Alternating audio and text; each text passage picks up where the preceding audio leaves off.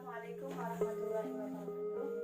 Perkenalkan, nama saya Aulia Zulfa di 20110201448. Prodi Keperawatan S1 Fakultas Ilmu Kesehatan Universitas Muhammadiyah Purwokerto. Saya akan memaparkan materi mata kuliah Bahasa Indonesia yang diuji dalam ujian akhir semester. Ada 7 materi, yaitu yang pertama bidang kesalahan bahasa, yang kedua efektivitas fungsi bahasa Indonesia, yang ketiga psikologi kalimat, yang keempat penggunaan huruf dalam bahasa Indonesia, yang kelima penulisan angka, fonem dan pemisahan kata, yang keenam penggunaan tanda baca, yang terakhir karya ilmiah. Materi yang pertama yaitu bidang-bidang kesalahan bahasa. Ada 4 kesalahan dalam bahasa. Yang pertama, kesalahan bidang fisiologi. Kesalahan pada bidang ini yaitu seorang yang menggunakan bahasa terinterferensi pada logat daerahnya. Contoh, lafaz daerah satu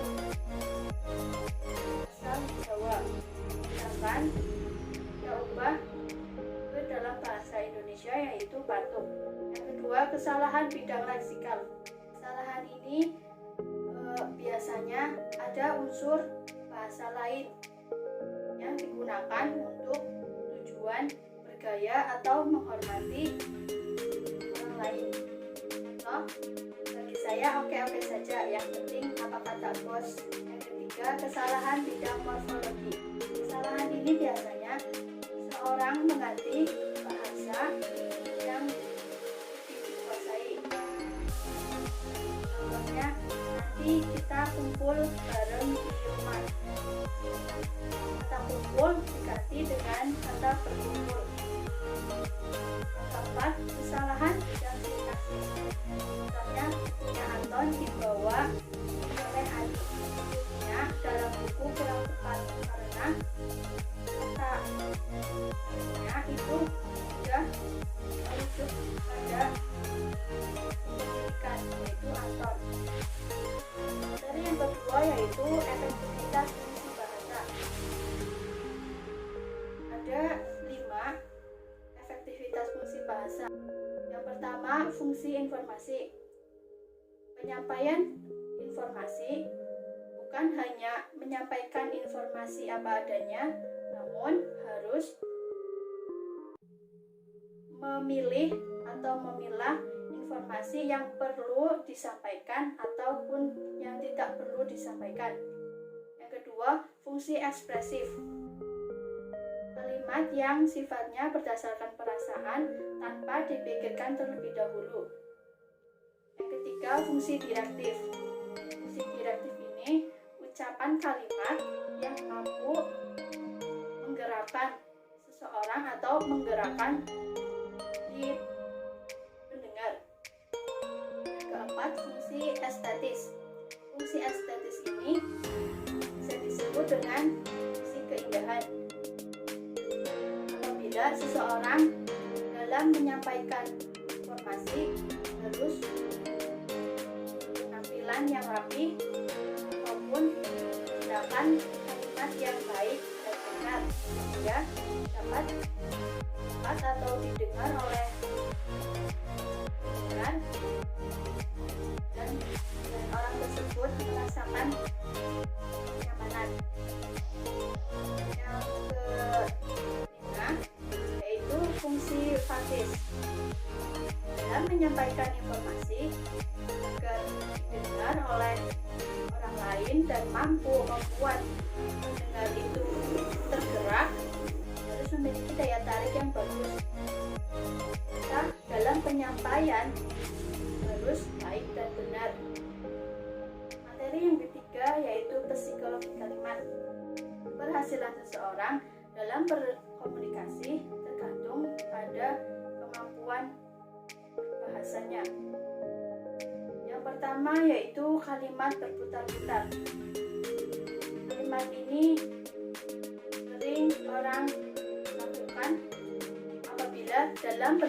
berbicara, kalimatnya berputar-putar hingga pendengar mengalami kesulitan untuk menangkap inti dari pembicaraan tersebut.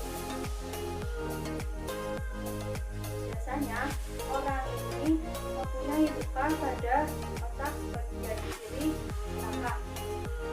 Yang kedua, kalimat tidak gramatikal. Seorang yang dalam penyampaiannya artikulasi kurang terang dan tidak lancar dalam bicara.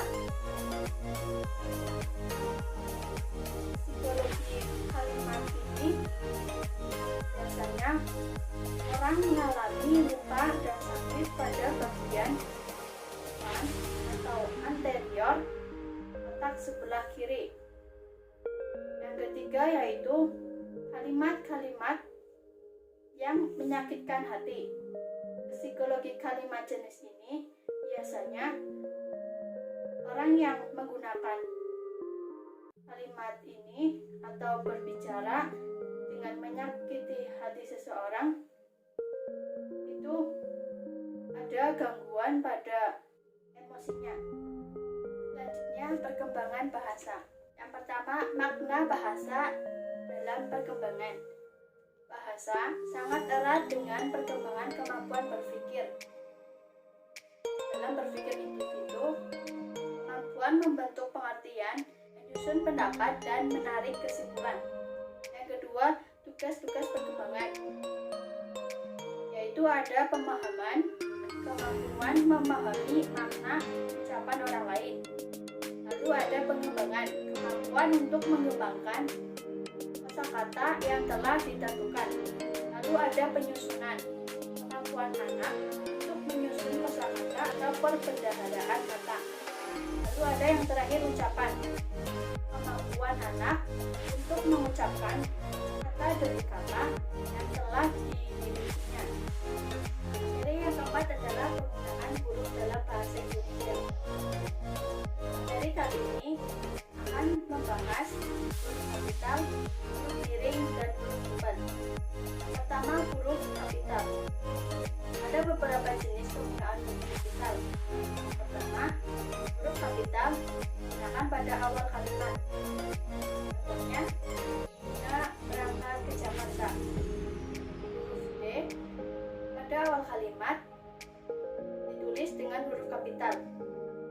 Yang kedua, huruf kapital digunakan untuk penggunaan nama orang dan julukan. Contohnya, Diva menjadi perawat, kacamata sedang membaca. Lalu yang ketiga, huruf kapital digunakan dalam petikan langsung. Maksudnya adalah diambil oleh antara tanda petik. Contohnya, Ibu bertanya, tanda petik, kapan kamu berangkat? Lalu yang selanjutnya, kapital digunakan untuk nama gelar. Contohnya, Raden Hajeng Kartini dilahirkan di Lembang. Lalu selanjutnya penggunaan huruf miring. Yang pertama, penggunaan huruf miring dilakukan dalam buku, nama buku, atau surat kabar dikutip dalam tulisan yang termasuk dalam daftar pustaka. Contohnya, buku Bahasa Indonesia ditulis oleh mahasiswa semester 5. Lalu yang kedua, huruf miring bertujuan untuk menegaskan atau mengkhususkan huruf, kelompok kata, bagian kata, kata dalam kalimat.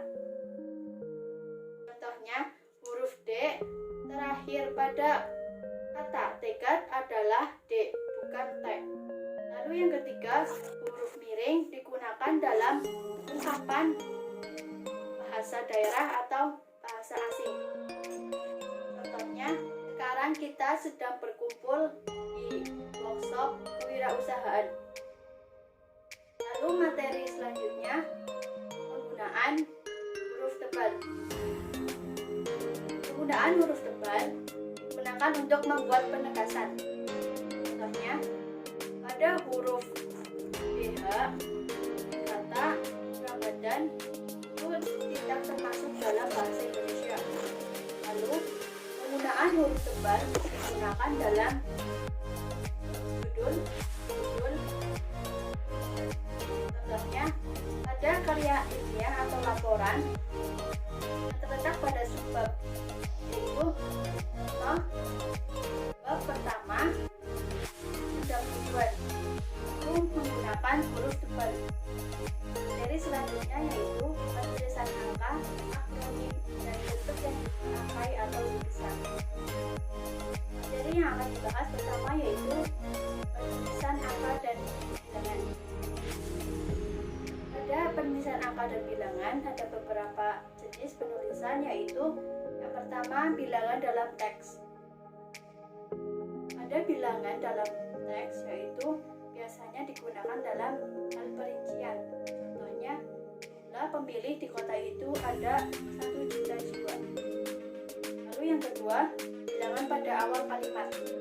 Jika bilangan di awal itu menggunakan huruf, namun tidak lebih dari 1 kata, maka kalimatnya diubah. Oh, karena orang diundang ke balai desa, maka pada bilangan besar. Maka pada bilangan besar dapat ditulis sebagian dengan huruf dan sebagian dengan angka. Contohnya, Ali mendapatkan hadiah 20 juta pada perlombaan itu. Selanjutnya, maka pada sebuah ukuran yaitu panjang, lebar, meter, ataupun dalam nilai uang. Contoh, 10 km.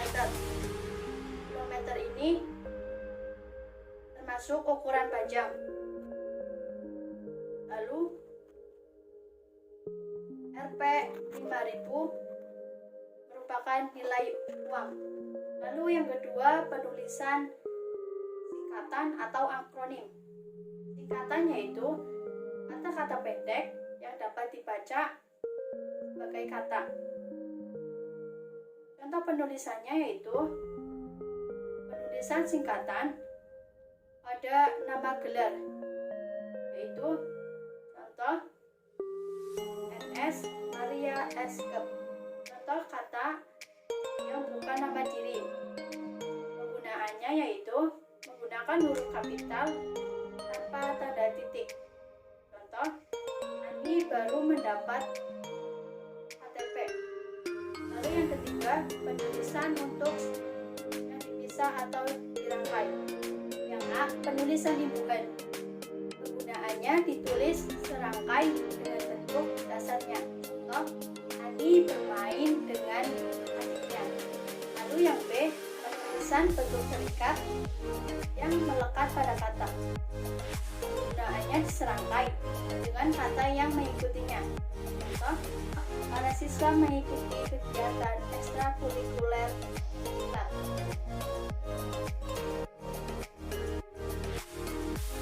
Penulisan selanjutnya yaitu penulisan gabungan. Penulisan gabungan kata yang telah ditulis serangkai. Contoh, ada kalanya baik. Lalu penulisan kata depan di, ke, dan dari ditulis terpisah dari kata yang mengikutinya. Contoh, di mana dia sekarang. Materi selanjutnya yaitu penggunaan tanda baca. Pada materi ini akan dibahas yaitu penggunaan tanda titik dan tanda koma dalam bahasa Indonesia. Yang pertama, tanda titik. Yang A, penggunaan tanda titik pada akhir kalimat dalam pernyataan. Pada penggunaan ini sering disebut kalimat berita. Contoh, Ani pergi pada kesempatan ini. Yang B, penggunaan tanda titik pada angka, jam, menit, dan detik. Contohnya, ayah datang pukul 02.35.20. Artinya, ayah datang pukul 2.35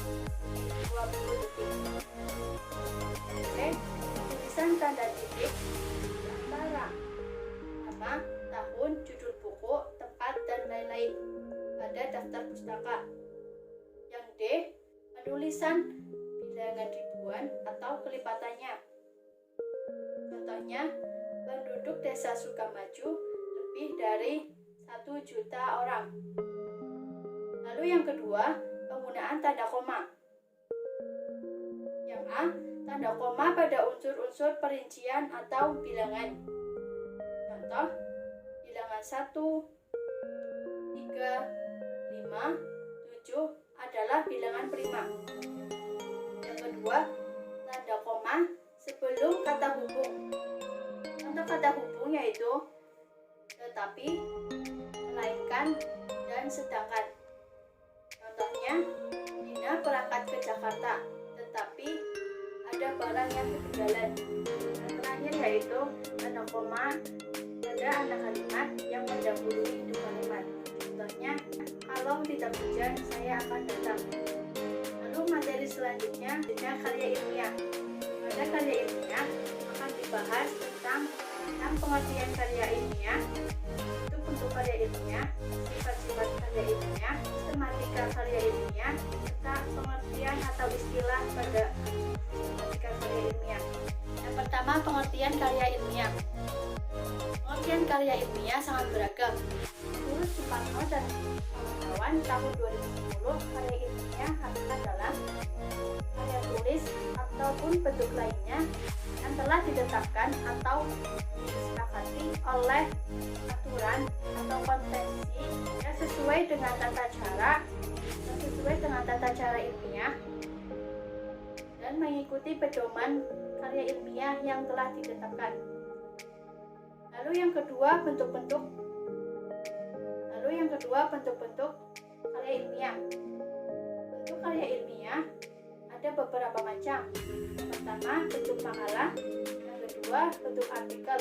Bentuk artikel ini dibagi menjadi dua, yaitu hasil pemikiran dan hasil penelitian. Lalu yang ketiga, bentuk karya ilmiah laporan penelitian. Lalu selanjutnya, sifat-sifat karya ilmiah. Pertama, logis. Ini pernyataan yang dapat diterima dan dipahami oleh pembaca. Lalu yang kedua, sistematis. Sistematis ini karya yang disusun dengan baik sesuai dengan konvensi yang telah ditetapkan. Lalu yang ketiga, objektif. Objektif ini yang didasari pada fakta atau data empiris. Lalu yang keempat, tertata. Artinya ditulis dengan aturan sesuai dengan konvensi penulisan ilmiah. Lalu sistematika karya ilmiah. Yang pertama, sistematika makalah. Terdiri dari judul, identitas yang berisi nama tanpa gelar, email, dan prodi. Lalu yang ketiga, abstrak. Yang keempat, isi. Terdiri dari bab 1 pendahuluan yang berisi latar belakang dan rumusan masalah. Bab yang kedua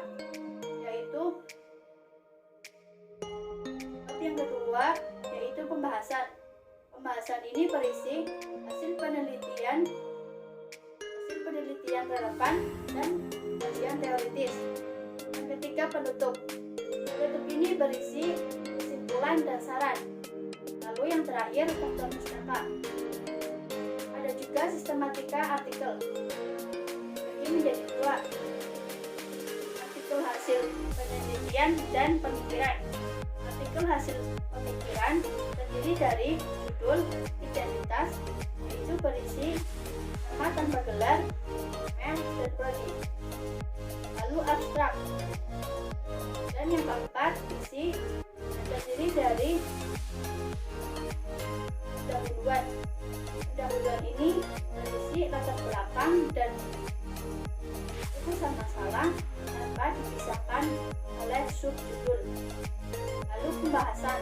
Pembahasan ini berisi hasil penelitian dan kajian teoritis. Lalu penutup yang berisi kesimpulan dan saran. Yang terakhir, daftar pustaka. ada sistematika artikel dengan penelitian. Yang pertama, judul. Yang kedua, identitas. Yang kedua, identitas penulis yang berisi nama tanpa gelar, email, dan prodi. Lalu ada abstrak. Selanjutnya isi yang berisi pendahuluan. Pendahuluan ini terdiri dari latar belakang dan rumusan masalah yang dipisahkan oleh judul. Lalu ada metode penelitian. Pada metode penelitian berisi pendekatan penelitian, data, sumber data, instrumen, teknik pengumpulan data, teknik analisis data, waktu dan tepat. Lalu ada pembahasan, berisi hasil dan pembahasan. Lalu penutup yang berisi simpulan dan saran. Lalu ada daftar pustaka dan yang terakhir lampiran. Ada juga sistematika laporan penelitian. Dengan sistematika yang pertama halaman judul yang berisi judul, logo peneliti, nama, nomor identitas, dan identitas lembaga. Yang kedua, halaman pengesahan. Yang ketiga, kata pengantar. Yang keempat, daftar isi. Yang kelima, daftar tabel. Yang keenam, daftar gambar. Yang ketujuh, abstrak. Abstrak ini bisa digunakan dalam dua bahasa, yaitu bahasa Indonesia dan bahasa Inggris. Lalu yang kedelapan, isi. Isi ini terdiri dari satu pendahuluan, yaitu latar belakang, rumusan masalah, tujuan penelitian, manfaat peneliti. Lalu bab kedua, landasan teori, yang terdiri dari hasil penelitian dan kajian teoritis. Lalu bab ketiga, metode penelitian. Ada beberapa yang termasuk dalam metode penelitian, yaitu pendekatan penelitian, data, sumber data, instrumen, teknik pengumpulan data, teknik analisis data, waktu dan tempat. Lalu bab keempat, hasil penelitian dan pembahasan, yang berisi hasil penelitian sendiri dan pembahasannya.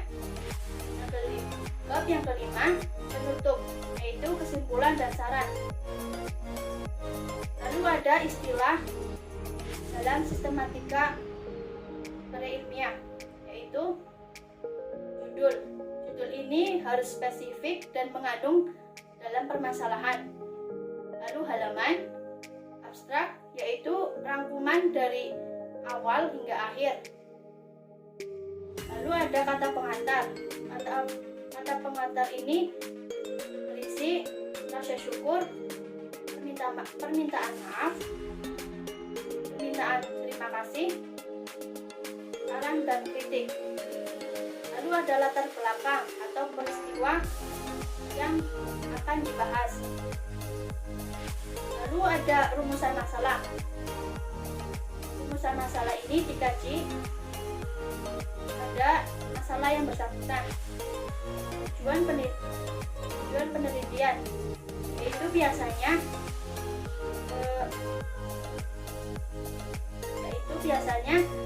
menghubungkan mengetahui masalah yang akan dibahas. Manfaat penelitian, yaitu mengambil hikmah dari penelitian tersebut.